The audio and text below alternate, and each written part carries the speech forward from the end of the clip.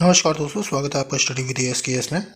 NCERT की ये दूसरी श्रृंखला है। एनसीईआरटी भूगोल हम लोग कंप्लीट कर रहे हैं। आइए आज शुरू करते हैं। पृथ्वी के प्रमुख स्थल रूपों को आज हम देखेंगे। जो पृथ्वी में अलग अलग प्रकार की स्थल रूप है, कहीं ऊंचावच है, कहीं गर्त है, कहीं पर समतल भूमि है। तो आइए देखते हैं कि ये कैसे बने हैं, कैसे इनका निर्माण हुआ है। हम आगे इसको जानेंगे। शुरू करते हैं अपना पहला आज का टॉपिक। आप देखेंगे पृथ्वी की सतह सभी जगह एक समान नहीं है। पृथ्वी पर अनगिनत प्रकार के स्थल रूप हैं। स्थलमंडल के कुछ भाग ऊंचे नीचे, कुछ समतल होते हैं। ये स्थल रूप दो प्रक्रियाओं के परिणाम स्वरूप बने हैं। आपको ये जानकर के आश्चर्य हुआ है कि मैदान जिस पर आप खड़े हैं उसमें धीरे धीरे गति हो रही है। पृथ्वी के अंदर लगातार गति हो रही है। प्रथम या आंतरिक प्रक्रिया के कारण बहुत से स्थानों पर पृथ्वी की सतह कहीं ऊपर उठी हुई है और कहीं पर धंस गई है। तो कहने का मतलब ये है कि पृथ्वी की जो सतह है, ये इसके नीचे जो प्लेटलेट्स हैं वो चलायमान है। एक जगह पे ये स्थिर नहीं है, ये हमेशा चल रही हैं। तो आपको ये पता होगा कि हिमालय का उत्थान हो रहा है। तो ये किस वजह से हो रहा है? ये जो इंडिया की प्लेट है वो यूरेशिया की प्लेट से जाकर के टकरा रही है, जिससे हिमालय का उत्थान हो रहा है। ये अगर इंडिया की प्लेट हुई और ये नीचे जाकर के यूरेशिया की प्लेट को उठाने का प्रयास कर रही है, क्योंकि इंडिया की जो प्लेट है वो भारी है यूरेशिया की प्लेट से, और यूरेशिया की प्लेट जो है वो हिमालय को उठा रही है। तो ये इस कारण से हिमालय जो है अ, अभी युवा अवस्था में, अभी इसका उत्थान हो रहा है। आइए देखते हैं। दूसरी ये बाहर की प्रक्रिया जो स्थल के लगातार बनने और टूटने की प्रक्रिया है। पृथ्वी की सतह के टूटकर घिस जाने को अपरदन कहते हैं। जैसे कि वायु है और ताप है, ये निरंतर अपरदन करते रहते हैं। वर्षा होती है, ये निरंतर अपरदन की प्रक्रिया को करते रहते हैं। धूल मिट्टी जो आकर के वापस उसमें जम जाती है और ठोस आकार ले लेती है। तो ये अपरदन की प्रक्रिया और निर्माण की प्रक्रिया ये लगातार चलती रहती है। ठीक है। अपरदन की प्रक्रिया द्वारा सतह नीचे हो जाती है तथा निक्षेपण की प्रक्रिया के द्वारा इनका फिर से निर्माण हो जाता है। ये दो प्रक्रिया बहते हुए जल, वायु तथा बर्फ के द्वारा होती हैं। हम विभिन्न स्थल रूपों को उनकी ऊंचाई एवं ढाल के आधार पर पर्वतों, पठारों एवं मैदानों में वर्गीकृत कर सकते हैं। आइए पर्वतों को देख लेते हैं। पर्वत पृथ्वी की सतह की प्राकृतिक ऊंचाई है। पर्वत का शिखर छोटा तथा आधार चौड़ा है। ये जो शंकुकार होता है, आधार जो होता है वो चौड़ा होता है, आपने देखा ही होगा। यह आसपास के क्षेत्र से बहुत ऊंचा है। कुछ पहाड़ बादलों के बीच ऊंचे होते हैं। जैसे जैसे आप ऊंचाई पर जाएंगे जलवायु ठंडी होती जाएगी। कुछ पर्वतों पर हमेशा जमी रहने वाली बर्फ की नदियां होती हैं, उन्हें हिमानी कहा जाता है। कुछ ऐसे भी पर्वत हैं जो समुद्र के भीतर हैं तथा जिन्हें आप नहीं दे सकते हैं, कठोर जलवायु होने के कारण। ठीक है। पर्वतीय क्षेत्रों में बहुत कम लोग निवास करते हैं। वहाँ का धरातल खड़ी ढाल वाला होता है तथा कृषि योग्य भूमि की कमी होती है। जाहिर सी बात है कि जब पर्वतीय इलाके पर अगर कोई रहेगा तो वहाँ की जो जलवायु होगी वो बहुत विरल होगी। कहने का तात्पर्य ये है कि जो पहाड़ों पे लोग निवास करते हैं वहाँ पे वायु दाब बहुत कम होता है। ठीक है। अगर वायु दाब कम होगा तो वहाँ पे सांस लेने में दिक्कत का सामना करना पड़ेगा, पहली बात। दूसरी बात कि वहाँ पे जो खाना पकाते हैं वह प्रेशर कुकर में ही पकाया जाता है, क्योंकि अगर वहाँ पे अगर कोई भगोने में या किसी पतीले में दाल या कोई खाद्य पदार्थ को पकाएगा तो वह 0 डिग्री पर ही वाष्प में पानी जो होगा 0 डिग्री ही सेल्सियस पे वो वाष्प में परिवर्तित हो जाएगा। जब उसे दाब मिलेगा ही नहीं तो वो 0 डिग्री पर ही वाष्प हो जाएगा। तो वहाँ पे दालें जो हैं वो पकती नहीं है, इसीलिए वहाँ पे प्रेशर कुकर का ही इस्तेमाल किया जाता है। ठीक है। तो इसको देखते रहिएगा। इसका अगर स्क्रीनशॉट लेना चाहिए, एनसीईआरटी के ही पिक्चर है, इसको अगर स्क्रीनशॉट लेना चाहें तो इसको ले लीजिएगा। पर्वत, पठार, झील, नदी नदी का मुहाना, डेल्टा नदी, वितरिकाएँ, प्रायद्वीप, जलसंधि, मैदान, सहायक नदी, पर्वत श्रृंखला, पहाड़ी, ये सब आपको दिए हैं। आगे इसके बारे में बताया जाएगा कि क्या क्या चीज़ें होती हैं। ठीक है। पर्वत एक रेखा के क्रम में भी व्यवस्थित हो सकते हैं, जिसे श्रृंखला कहा जाता है। सीधी सी बात ये कहना चाह रहे हैं कि रेखा क्रम में इस तरह से अगर क्रम चल रहा है तो श्रृंखला बन जाएगी। ठीक है। बहुत से पर्वतीय तंत्र समांतर श्रृंखलाओं के क्रम में होते हैं जो सैकड़ों किलोमीटर तक फैले होते हैं। हिमालय, आल्प्स तथा एंडीज क्रमशः एशिया, यूरोप तथा दक्षिण अमेरिका की पर्वत श्रृंखला है। ठीक है। अब इसको वलित पर्वत को समझ लीजिए कि वलित पर्वत होता क्या है। ठीक है। वलित पर्वत कहने का मतलब है कि जब बल एक दूसरे के समानांतर लगता है। कहने का मतलब है एक बल दाईं तरफ से लग रहा है, एक बल बाईं तरफ से लग रहा है। ठीक है। तो बीच में अगर कोई भूमि है, ठीक है, इस पे अगर बल लग रहा है तो इस भूमि में वलन की स्थिति पैदा हो जाएगी। वलन की स्थिति पैदा हो जाएगी तो इसमें मोड़ आना आ जाएगा यहाँ पे। जैसे कि आप झाड़ू की तीली को लीजिए और दोनों तरफ से उसके छोरों को पकड़िए और उस पर बल लगाइए, आप पाएंगे कि झाड़ू की तीली में एक वलन पैदा होगा, वो मुड़ जाएगी धनुष आकार में, या तो ऊपर की ओर या तो नीचे की ओर। ठीक है। उसमें वलन पड़ने लगेगा।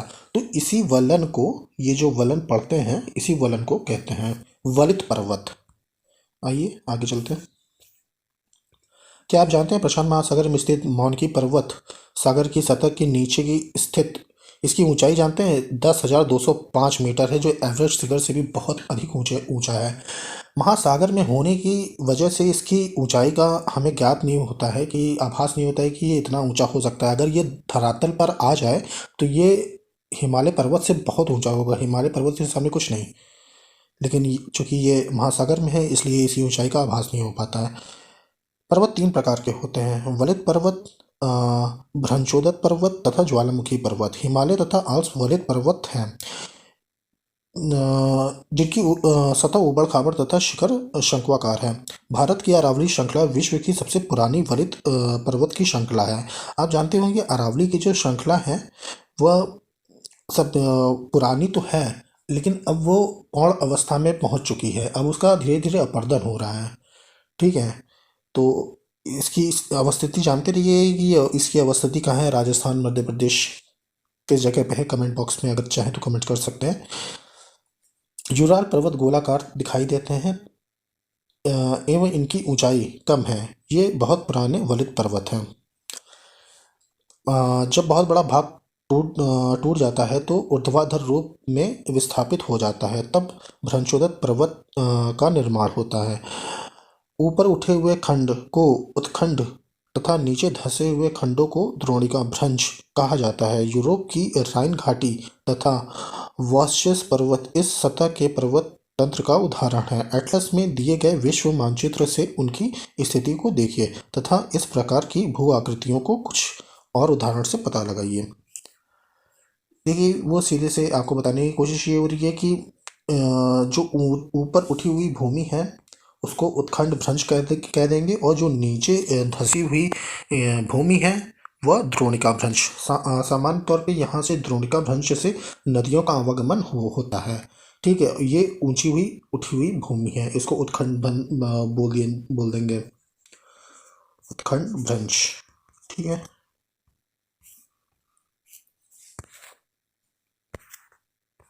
ज्वालामुखी पर्वत ज्वालामुखी प्रक्रियाओं के कारण बनता है। अफ्रीका का माउंट किलिमंजारो तथा जापान का फ्यूजियामा इस तरह के पर्वतों का उदाहरण है।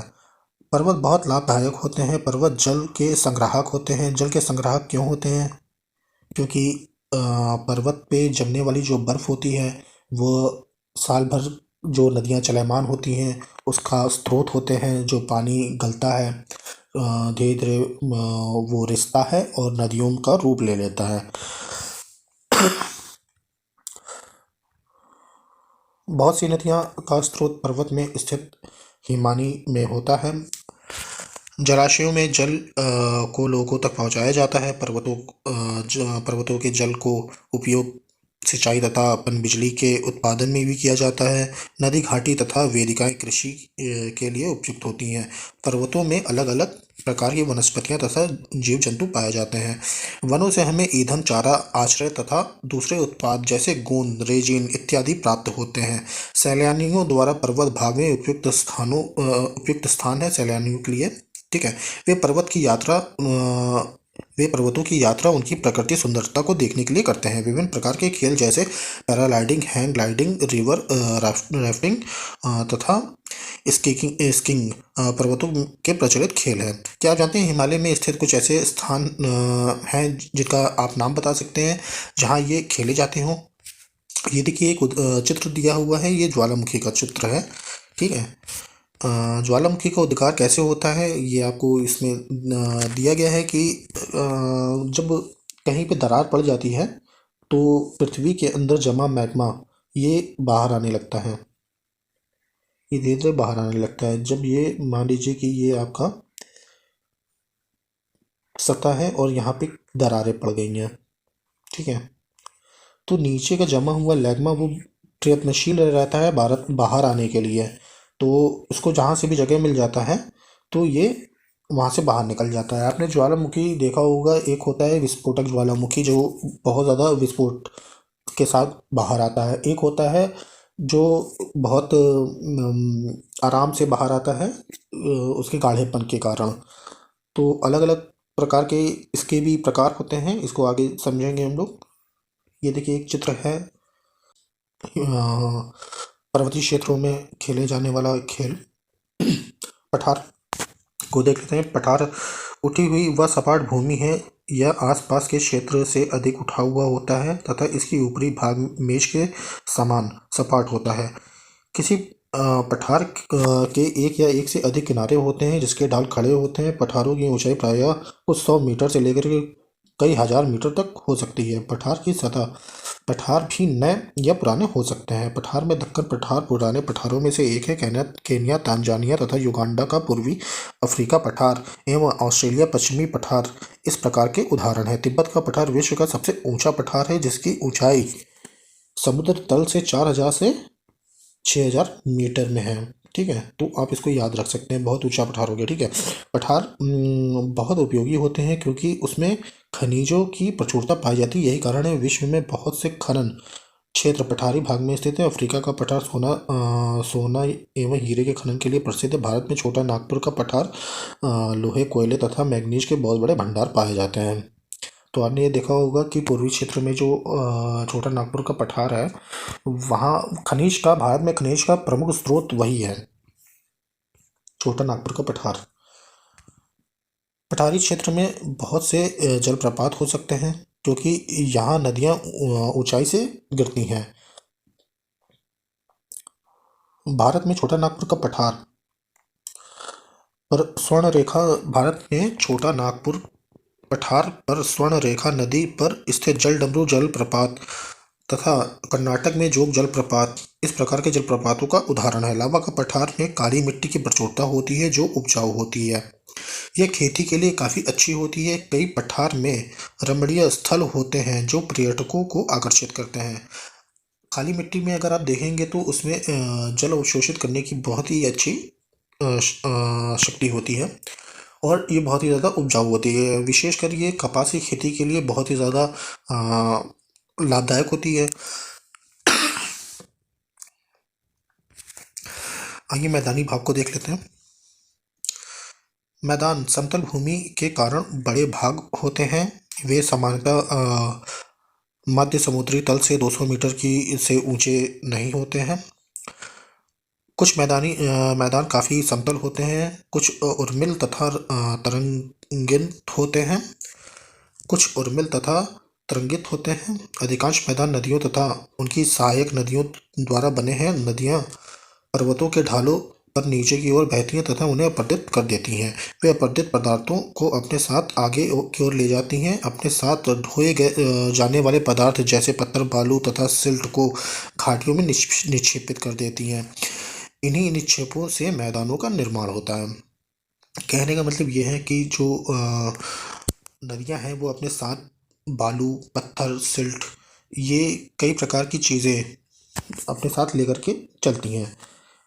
तो चलने के क्रम में होता क्या है कि जब ये पहाड़ों से उतरती हैं तो इनका जो वेग होता है, नदियों का जो वेग होता है वो बहुत ही तीव्र होता है, क्योंकि इनको ढाल मिल जाती है अच्छी खासी। जब ये मैदानी भाग पर पहुंचती हैं तो इनके वेग में कमी आ जाती है, क्योंकि ढाल मिलती नहीं है। तो ये नदियाँ जो होती हैं ये विसर्पण करने लगती हैं। जैसे सांप चलता है उस तरह से ये विसर्पण करने लगती हैं। तो ये विसर्पण करते करते अपने साथ जो निक्षेपित लेकर के आती निक्षेपित करती हैं, बालू पत्थर सिल्ट, वो जगह जगह पे निक्षेपित करने लगती हैं, क्योंकि उनको ढोने की अब उनमें क्षमता नहीं रह जाती है। ठीक है। सामान्यतः मैदान बहुत अधिक उपजाऊ होते हैं। यहाँ परिवहन के साधनों का निर्माण करना आसान होता है, इसलिए ये मैदान विश्व के सबसे अधिक जनसंख्या वाले भाग होते हैं। नदियों के द्वारा बनाए गए कुछ बड़े मैदान एशिया तथा उत्तरी अमेरिका में पाए जाते हैं। एशिया में स्थित भारत में गंगा एवं ब्रह्मपुत्र का मैदान तथा चीन में यांगत्से नदी का मैदान इसके कुछ उदाहरण हैं। ठीक है। मैदान मनुष्य के रहने के लिए सबसे उपयोगी क्षेत्र है। यहाँ की जनसंख्या बहुत अधिक होती है, क्योंकि मकानों के बनाने तथा खेती के लिए यहाँ समतल भूमि की प्रचुरता होती है। उपजाऊ मिट्टी के कारण यह भाग खेती के लिए काफ़ी उपयुक्त है। भारत में गंगा के मैदान देश में सबसे अधिक जनसंख्या वाला क्षेत्र है। तो आपने देखा होगा कि ज़्यादातर बस्तियाँ वहाँ पे बसती हैं जहाँ पर कोई नदी गुजरती है। तो इससे जहाँ पर पानी मानव को मिलने लगा, वहाँ पे मानव जो है वो धीरे धीरे करके बसता गया। आप ये पाएंगे कि मरुस्थल में ज़्यादा आबादी नहीं होती है, पहाड़ी क्षेत्रों में उतनी ज़्यादा आबादी नहीं होती है, क्योंकि वहाँ पे पानी की उपलब्धता नहीं होती है। जहाँ पे पानी की आसानी से उपलब्धता हो जाती है वहाँ मानव बस्तियाँ निवास करने लगती हैं। तो यही प्रक्रम जो है वो चलता चला आया है आदि मानव के समय से। तो धीरे धीरे करके आप ये पाएंगे कि जहाँ पर नदियाँ हैं वहाँ पे मानव बस्तियाँ सघन रूप में हैं।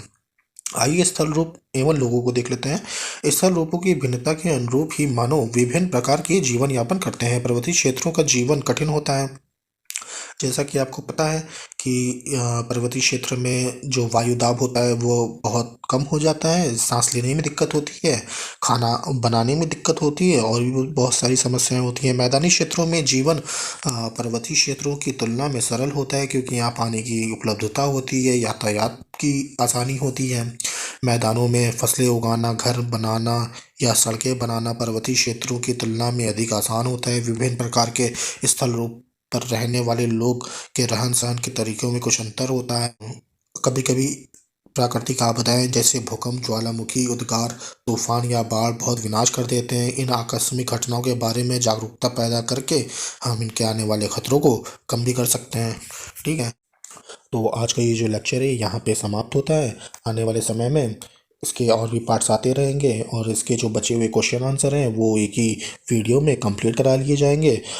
तो आशा है कि आप निरंतर पढ़ते रहेंगे और अपना 100% देने की कोशिश करेंगे। जय हिंद।